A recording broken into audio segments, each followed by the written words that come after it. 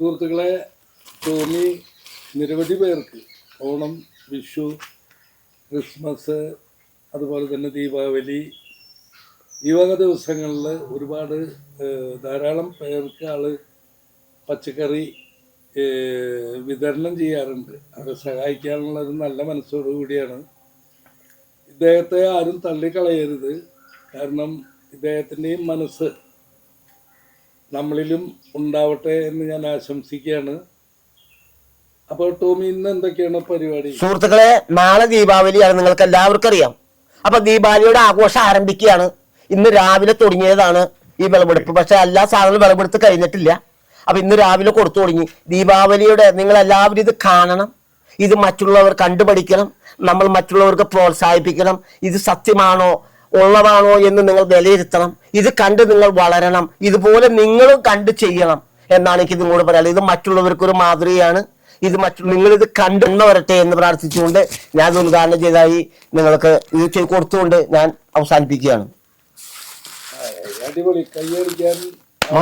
മാതൃക എനിക്ക് ഗിഫ്റ്റ് തന്നിക്കാണ്. അതിന് ഞാൻ നന്ദി പറയുന്നു. അല്ല, ഇടയ്ക്കൊക്കെ നിങ്ങളൊരു സുഹൃത്ത് എന്നുള്ള ഇടയ്ക്കൊക്കെ ടോമി ഇതുപോലെ പച്ചക്കറിയൊക്കെ നിങ്ങൾക്ക് തരാറുണ്ടോ? എനിക്ക് വിഷു, ഓണം, ക്രിസ്മസ് എല്ലാ ഇതിലും എനിക്ക് ടോമി തരാറുണ്ട്. പച്ചക്കറിയും പഴവർഗ്ഗങ്ങളും എല്ലാം തരാറുണ്ട്. എല്ലാം ഓക്കെ എനിക്ക് എല്ലാ കൊല്ലം തരാറുണ്ട്. അപ്പൊ സുഹൃത്തിന്റെ വീട് എവിടെ? എന്റെ വീട് പേരാമ്പ്ര. അതെല്ലേ. സുഹൃത്ത് എന്താ ജോലി? എനിക്ക് പെയിന്റിങ് ആണ്. എന്നോട് ടോമി പറഞ്ഞത് ആശാൻ വന്നിട്ടുണ്ട്, ഓടിവായെന്ന് പറഞ്ഞു. ടോമിനെ അത്യാവശ്യം കൃഷിപ്പണിയിൽ ഞാൻ സഹായിക്കാറുണ്ട്. വർക്കിനൊക്കെ ഞാൻ വരാറുണ്ട് ഇടയ്ക്ക്, കൈ നിറച്ച്. അപ്പൊ ഞാൻ ചോദിക്കട്ടെ, കൃഷിപ്പണിയില് എങ്ങനെയാ സഹായിക്കാറ്?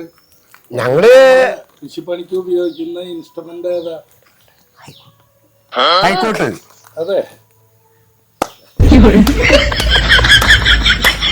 ഏത് വരെ കൈക്കോട്ടാണ് താങ്കൾ എടുക്കാറ്? ഏറ്റവും വലിയ കൈക്കോട്ടോ?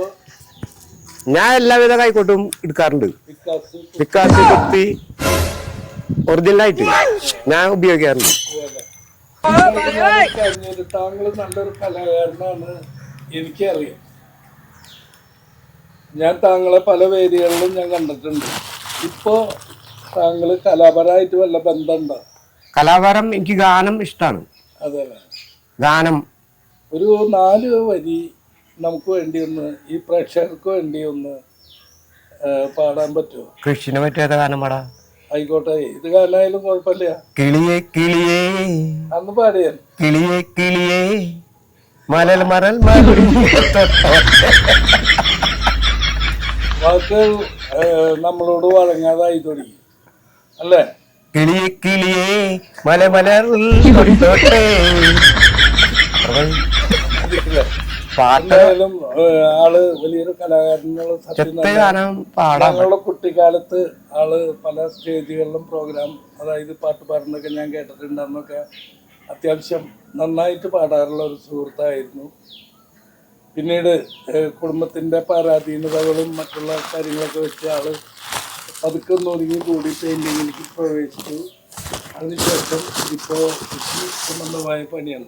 ഈ ഒരു കൈക്കോട്ട് കൊണ്ടുള്ള ഒരു അംഗങ്ങളാണ് നടത്താൻ തീരുമാനിച്ചത്. എനിക്കൊരു അഭ്യർത്ഥനയുണ്ട്. ടോമിയുടെ കയ്യിലുള്ള കൈക്കോട്ട് ജോയിക്കും, ജോയിയുടെ കയ്യിലുള്ള കൈക്കോട്ട് അങ്ങോട്ടും ഇങ്ങോട്ടൊന്നും മാറുക. കാരണം ജോയിയുടെ ആരോഗ്യത്തിന് ഇത്രയും കൂടി നല്ലതാ. അപ്പൊ ടോമിനെ നിരന്തരം കൈക്കോട്ടിന്റെ പാട്ടുണ്ടല്ലോ, പാടിയാ നമുക്ക്. പാടിക്കോ, ഇപ്പോഴത്തെ അവസരം. പാട് ടോമിയുടെ പാട്. കൈക്കോട്ടും വേണം, കോടാലും വേണം, അരിവാളും ഞങ്ങളുടെ കൂടെ, കൈക്കോട്ടും വേണം കോടാലിയും വേണം മണ്ണിലുമാന്താൻ അരിവാളും കൂടെ വേണം. കൈക്കോട്ടും വേണം കോടാലിയും വേണം മണ്ണിലുമാന്തുവാൻ കൂടെ ആളും വേണം. മഴയത്തും പാടില്ല വെയിലത്തും ചെയ്യില്ല, മഴയത്തും പാടില്ല വെയിലത്തും ചെയ്യില്ല, ഞങ്ങളെന്നും മണ്ണിനോട് മല്ലിടുന്നവരാണ്. കൈക്കോട്ടും വേണം കോടാലിയും വേണം മണ്ണിലുമാന്തുവാൻ. കൈക്കോട്ടും വേണം കോടാലിയും വേണം മണ്ണിലുമാന്തുവാനാളും വേണം, മണ്ണിലുമാന്തുവാനാളും വേണം.